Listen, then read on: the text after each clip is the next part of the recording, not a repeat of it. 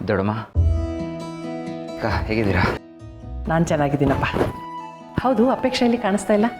ದೊಡ್ಡಮ್ಮ ಅಪೇಕ್ಷಾ ಯಾವುದೋ modelling workshop attend ಮಾಡೋಕ್ಕೆ ಹೋಗಿದ್ದಾಳೆ. ನಿಮ್ಗೆ ಗೊತ್ತಲ್ಲ, ಮುಂಚೆಯಿಂದನೂ ಅವಳಿಗೆ ಮಾಡ್ಲಿಂಗ್ ಅಂದರೆ ತುಂಬ ಇಂಟ್ರೆಸ್ಟ್. ಸೊ ಇನ್ನೂ ಕಲಿಬೇಕು ಅಂತ ಹೋಗಿದ್ದಾಳೆ. ಒಳ್ಳೆಯದೇ ಅಲ್ವಾ? ಇಷ್ಟ ಇರೋ ವಿಷಯನ ಮುಂದುವರ್ಸ್ಕೊಂಡು ಹೋಗ್ತಿದ್ದಾಳೆ. ಅದಕ್ಕೆ ನಿಮ್ಮ ಸಪೋರ್ಟ್ ಇದೆಯಲ್ಲ ಪಾರ್ಥ, ಇದನ್ನು ಕೇಳಿ ತುಂಬ ಖುಷಿ ಆಯಿತು. ಹೌದು, ಪ್ರತಿಯೊಬ್ಬರಿಗೂ ಅವ್ರದ್ದೇ ಆದೊಂದು ಕನಸಿರುತ್ತೆ. ಅದನ್ನು ಹಿಡ್ಕೊಂಡು ಹೋಗೋದು ಭಾಳ ಮುಖ್ಯ. ಜೊತೆಗೆ ಮನೆಯವ್ರ ಬೆಂಬಲ ಸಿಕ್ಕರೆ ಇನ್ನೂ ಒಳ್ಳೆಯದು. ಇದನ್ನು ಕೇಳಿ ನಂಗೆ ತುಂಬ ಸಂತೋಷ ಆಯ್ತಪ್ಪ. ಗಂಡ ಹೆಂಡತಿ ಹೀಗೆ ಒಬ್ರಿಗೊಬ್ರು ಸಪೋರ್ಟ್ ಮಾಡಿಕೊಂಡು ಖುಷಿಯಾಗಿರಿ.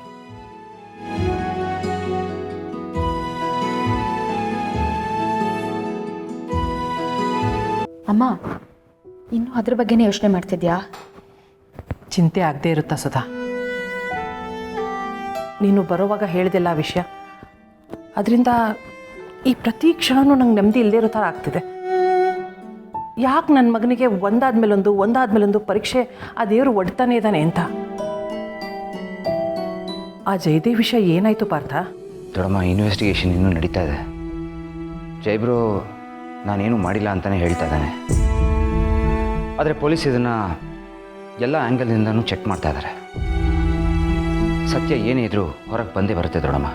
ಇಷ್ಟೆಲ್ಲ ಆದಮೇಲೂ ಇನ್ನೂ ಏನೂ ಗೊತ್ತಿಲ್ವಂತ? ದೊಡ್ಡಮ್ಮ ನೋಡಿ, ಇದ್ರ ಬಗ್ಗೆ ನೀವು ಜಾಸ್ತಿ ಟೆನ್ಷನ್ ಮಾಡ್ಕೋಬೇಡಿ. ಅವನು ಜೈಲಲ್ಲಿರೋ ತನಕ ಈ ಮನೆ ಕಡೆ ಬರೋ ಪ್ರಶ್ನೆನೇ ಇಲ್ಲ. ಅದಕ್ಕೆ ಅಲ್ವಾ ಮಾಮ್ ಕೂಡ ಗಟ್ಟಿ ಮನಸ್ಸು ಮಾಡಿ ಅವನನ್ನು ಪೊಲೀಸಿಗೆ ಒಪ್ಪಿಸಿರೋದು, ಈ ಮನೆ ನೆಮ್ಮದಿಯಾಗಿರಲಿ ಅಂತ. ಎಲ್ಲರೂ ಕಾಲದ ಜೊತೆ ಬದಲಾಗ್ತಾರೆ, ಆದರೆ ಇವನೊಬ್ಬ ಯಾಕೆ ಬದಲಾಗ್ತಿಲ್ಲ? ಯಾಕೆ ಇವನು ಹಿಂಗಾದ ಅಂತಲೇ ನಂಗೆ ಅರ್ಥ ಆಗ್ತಿಲ್ಲ. ಒಬ್ಬ ಮನುಷ್ಯ ಜೀವನದಲ್ಲಿ ಒಂದು ಸಾರಿ ತಪ್ಪು ಮಾಡ್ಬೋದು, 2 ಸಾರಿ ತಪ್ಪು ಮಾಡ್ಬೋದು, ಆದರೆ ಜೀವನನೇ ತಪ್ಪಾಗ್ಬಿಟ್ರೆ ಈಗ ಆ ತಪ್ಪು ಮಾಡೋ ಮನುಷ್ಯ ಅವನಿಗೂ ನೆಮ್ಮದಿ ಇರಲ್ಲ, ಅವನ ಜೊತೆ ಇರೋರಿಗೂ ನೆಮ್ಮದಿ ಇರಲ್ಲ, ಕೊನೆಯಲ್ಲಿ ಮನೆಯವ್ರು ಯಾರಿಗೂ ನೆಮ್ಮದಿ ಇರಲ್ಲ. ನನಗಿರೋದು ಒಂದೇ ಆಸೆಪ್ಪ, ಗೌತಮ್, ಭೂಮಿಕಾ, ಮಕ್ಕಳು ಅವರು ಯಾವುದೂ ಭಯ ಇಲ್ಲದೇ ಜೀವನ ಮಾಡಬೇಕು, ನೆಮ್ಮದಿಯಾಗಿರಬೇಕು, ಜೀವನ ಪೂರ್ತಿ ನಗ್ನಗ್ತಾ ಕಾಲ ಕಳಿಬೇಕು ಅಷ್ಟೇ. ಹಾಗೆ ಆಗುತ್ತೆ ದೊಡ್ಡಮ್ಮ. ಇಷ್ಟು ದಿನ ಕಷ್ಟ ನೋಡಿದ್ರು, ಇನ್ಮೇಲೆ ಒಳ್ಳೆಯದೇ ಆಗುತ್ತೆ. ನಾನು ಬಂದಿರೋ ವಿಷಯನೇ ಮರೆತುಬಿಟ್ಟೆ. ನಾನು ವಿಶೇಷವಾದಂಥ ಪೂಜೆ ಮಾಡಿಸಿದ್ದೀನಿ, ಅದ್ರ ಪ್ರಸಾದ ತಂದಿದ್ದೀನಿ, ರೂಮಲ್ಲಿ ಇಟ್ಟಿದ್ದೀನಿ, ತಗೋ. ಸರಿ ದೊಡ್ಡಮ್ಮ. ಆಮೇಲೆ ಇನ್ನೊಂದು ವಿಷಯ ಪಾರ್ಥ, ನಿನ್ನ ಮತ್ತು ಅಪೇಕ್ಷಾ ಜಾತಕ ಕೊಡು. ನಾನು ಗೊತ್ತಿರೋ ಒಬ್ಬ ಗುರುಗಳಿಗೆ ಕೊಟ್ಟು ಅದನ್ನು ತೋರಿಸ್ಬೇಕು ಅಂತಿದ್ದೀನಿ. ಜಾತಕನ ನೋಡಮ್ಮ? ಯಾಕೆ? ಇದನ್ನು ಕೆಲವ್ರು ನಂಬ್ತಾರೆ, ಕೆಲವ್ರು ನಂಬಲ್ಲ. ನಾನು ಎಲ್ಲನೂ ಕುರುಡಾಗಿ ನಂಬಲ್ಲ. ಹಾಗೆ ಜಸ್ಟ್ ಒಂದು ಭಾವನೆ ಅಷ್ಟೆ. ಮನೆ ಮಕ್ಕಳಿಗೆ ಒಳ್ಳೆಯದಾಗಲಿ ಅಂತ ನಾನು ಒಬ್ಬ ತಾಯಿಯಾಗಿ, ಈ ಮನೆ ಹಿರಿಯಳಾಗಿ ಏನು ಮಾಡಿದರೂ ಕಮ್ಮಿನೇ ಅಲ್ವಾ? ಡಾಕ್ಟ್ರ್ ಹತ್ರ ಹೋಗ್ತೀವಿ, ದೇವ್ರ ಹತ್ರ ಹೋಗ್ತೀವಿ, ಹರಕೆ ಹೊತ್ಕೋತೀವಿ, ನಮ್ಮವ್ರಿಗೆ ಒಳ್ಳೇದಾಗಲಿ ಅಂತ ಎಲ್ಲ ಥರದ ಪ್ರಯತ್ನನೂ ಮಾಡ್ತೀವಿ. ಇದು ಹಾಗೆ, ಅದಕ್ಕೆ ಜಾತಕ ಕೊಡು ಅಂತಂದಿದ್ದು. ಸರಿ ದೊಡ್ಡಮ್ಮ, ನಿಮಗೆ ಸಮಾಧಾನ ಆಗುತ್ತೆ ಅಂದರೆ ನಾನು ತಂದ್ಕೊಡ್ತೀನಿ.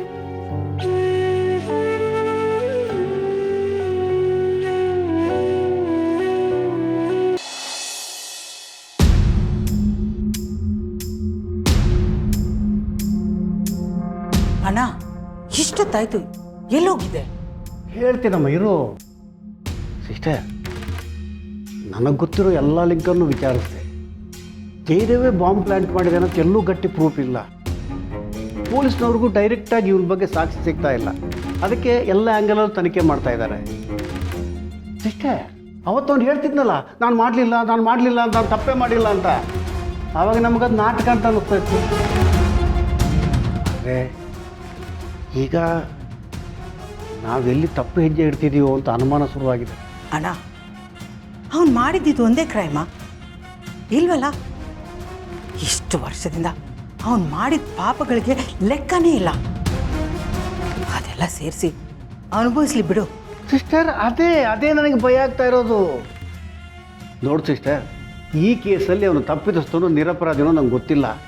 ಆದರೆ ನಾನು ಮಾಡದಿರೋ ತಪ್ಪಿಗೆ ಶಿಕ್ಷೆ ಅನುಭವಿಸ್ತಿದ್ದೀನಿ ಅಂತ ಅವ್ನ ತಲೆಗೆ ಬಂದುಬಿಟ್ರೆ ಅವನ ಮನಸ್ಸು ಇನ್ನೂ ಡೇಂಜರಸ್ ಆಗುತ್ತೆ ಸಿಸ್ಟರ್. ಅದು ನನಗೆ ಭಯ. ಅವನು ಗಾಯಗೊಂಡಿರೋ ಹಾವು. ಒಳಗಿದ್ದಷ್ಟು ದಿನ ನಾವು ಸೇಫ್. ಒಂದು ಸರ್ತಿ ಹೊರಗೆ ಬಂದ ಅಂತ ಇಟ್ಕೋ, ಯಾರ ಮೇಲೆ ಏನು ಮಾಡ್ತಾನೋ ಊಹೆ ಮಾಡ್ಕೊಳಕ್ಕಾಗಲ್ಲ. ಇಷ್ಟ ಸಾರಿ ಸಾರಿ ಹೇಳಿದ್ನಲ್ಲ, ಈ ಜೈಲು ಶಿಕ್ಷೆಗಿಂತ ಅವನ ಮನಸ್ಸಲ್ಲಿ ಹುಟ್ಟೋ ಸೇಡಿದೆಯಲ್ಲ, ಅದು ತುಂಬ ಭಯಂಕರವಾಗಿರುತ್ತೆ. ಒಂದು ಸರ್ತಿ ಮನುಷ್ಯನ ಮನಸ್ಸಲ್ಲಿ ಸೇಡು ಹುಟ್ಟು ಅಂತ ತಿಳ್ಕೊ, ಅವಾಗ ಯಾರೂ ಕಣ್ಣಿಗೆ ಕಾಣಲ್ಲ, ನ್ಯಾಯ ಅನ್ಯಾಯದ ವಿಮರ್ಶೆನೇ ಇರಲ್ಲ. ಅವ್ರ ಮನಸ್ಸಲ್ಲಿ ಒಂದೇ ಒಂದು ತುಂಬ ದಟ್ಟವಾಗಿರುತ್ತೆ, ಅದು ಪ್ರತೀಕಾರ. ಅವನು ಒಂದಲ್ಲ ಒಂದಿನ ಹೊರಗೆ ಬಂದೇ ಬರ್ತಾನೆ. ಆಗ ಆ ಮಕ್ಕಳು, ಗೌತಮ್, ನೀನು, ನಿಮಗೆಲ್ಲ ಏನು ಮಾಡ್ತಾನ ಅನ್ನೋ ಭಯ ಸಿಗ್ತಾರೆ ಅಷ್ಟೇ. ಅಂದರೆ ಏನು ಮಾಡಬೇಕಾಗಿತ್ತು ಅಣ್ಣ? ಇಷ್ಟು ವರ್ಷ ಅವ್ನು ಮಾಡಿದ್ದೆಲ್ಲ ಮರೆತು ಮನೆಗೆ ಬಾಪ ಅಂತ ರೆಡ್ ಕಾರ್ಪೆಟ್ ಹಾಕ್ಬಿಟ್ಟು ವೆಲ್ಕಮ್ ಮಾಡಬೇಕಾಗಿತ್ತಾ? ನಾನು ನಮ್ಗೆ ಹೇಳ್ತಾ ಇಲ್ಲ ಸಿಸ್ಟರ್. ಮತ್ತೆ ಏನು ಹೇಳ್ತಾ ಇದ್ದೀವಿ? ನೋಡೋಣ, ಒಬ್ಬ ವ್ಯಕ್ತಿ ತಪ್ಪು ಮಾಡಿದರೆ ಎಲ್ಲರೂ ಕ್ಷಮಿಸ್ತಾರೆ, ಮತ್ತೆ ತಪ್ಪು ಮಾಡಿದರೆ ಮತ್ತೆ ಕ್ಷಮಿಸ್ತಾರೆ. ಆದರೆ ಪದೇ ಪದೇ ತಪ್ಪು ಮಾಡ್ತಾನೇ ಇದ್ದರೆ ಅದಕ್ಕೆ ಕ್ಷಮೆ ಇರಲ್ಲ ಅಣ್ಣ, ಶಿಕ್ಷೆ ಮಾತ್ರ. ಅಣ್ಣ, ನೀನೊಂದು ಮರೀತಾ ಇದೆಯಾ, ಪೊಲೀಸವರು ಇನ್ನೂ ಇನ್ವೆಸ್ಟಿಗೇಷನ್ ಮಾಡ್ತಾ ಇದ್ದಾರೆ. ಸತ್ಯ ಇವತ್ತೆಲ್ಲ ನಾಳೆ ಹೊರಗೆ ಬರುತ್ತೆ. ನಾನು ಅದಕ್ಕೋಸ್ಕರ ಕಾಯ್ತಾ ಇದ್ದೀನಿ. ಆದರೆ ಅವ್ನು ಮಾಡಿರೋ ಪಾಪಗಳಿಗೆ ಲೆಕ್ಕ ಇನ್ನೂ ಮುಗ್ದಿಲ್ಲ ಅಣ್ಣ. ಈ ಕೇಸಲ್ಲಿ ಇಲ್ಲದೇ ಇದ್ದರೂ ಇನ್ಯಾವುದಾದ್ರೂ ಕೇಸಲ್ಲಿ ಸಿಕ್ಕಾಕೋತಾನೆ, ಶಿಕ್ಷೆ ಆಗೇ ಆಗುತ್ತೆ. ಅದಕ್ಕೋಸ್ಕರ ಕಾಯ್ತಾ ಇದ್ದೀನಿ ನಾನು. ಇಷ್ಟು ವರ್ಷ ಎಲ್ಲರ ಬದುಕಲ್ಲೂ ಆಟ ಆಡ್ತಾ ಬಂದಿದ್ದಾನೆ. ಮೊದಲನೇ ಸಲ ಕಾನೂನು ಜೊತೆ ಆಟ ಆಡ್ತಿದ್ದಾನೆ. ಆಟಾಡಲಿ ಅಣ್ಣ, ಆಗ ಅವನಿಗೆ ಅದ್ರ ಬಿಸಿ ಏನು ಅಂತ ಗೊತ್ತಾಗತ್ತೆ. ಸಿಸ್ಟರ್, ಯಾಕೆ ಸಿಸ್ಟರ್ ನಿನ್ನ ಮನಸ್ಸನ್ನು ಇಷ್ಟು ಕಲ್ಲು ಮಾಡ್ಕೊಂಡ್ಬಿಟ್ಟಿದ್ಯಾ? ನಾನು ಮಾಡ್ಕೊಂಡಿಲ್ಲ ಅಣ್ಣ, ಕೇಟು ತಿಂದು ತಿಂದು ಅದು ಗಟ್ಟಿಯಾಗ್ಬಿಟ್ಟಿದೆ. ಒಳ್ಳೆಯದು ಕೆಟ್ಟದ್ದು, ನ್ಯಾಯ ಅನ್ಯಾಯ, ಧರ್ಮ ಅಧರ್ಮ, ಇದ್ರ ಬಗ್ಗೆ ಯೋಚನೆ ಮಾಡೋ ಅಂತ ದಾಟ್ಬಿಟ್ಟಿದ್ದೀನಿ ಅಣ್ಣ. ಇನ್ನೇನೇ ಇದ್ರೂ ಅವನಿಗೆ ಶಿಕ್ಷೆ ಆಗಬೇಕು ಅಷ್ಟೇ. ಅಲ್ಲ, ಜಯದೇವು ಬದಲಾಗಲ್ಲ, ಇವಳು ಹಠ ಬಿಡಲ್ಲ. ಈ ಯುದ್ಧ ಮುಗಿಯೋಷ್ಟರಲ್ಲಿ ಅದು ಎಷ್ಟು ಜನರನ್ನು ಸುಡುತ್ತೋ.